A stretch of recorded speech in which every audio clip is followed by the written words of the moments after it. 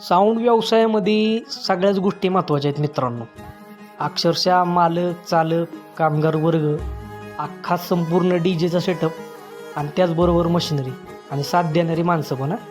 पण ह्याच्यामध्ये एक गोष्ट पण लय महत्त्वाची मित्रांनो, ती म्हणजे डीजे ऑपरेटर. उभ्या जागेवरती तुम्हाला तुमचं अंग हलवून नाचवणारा हा फक्त डीजे ऑपरेटरच आहे बरं का.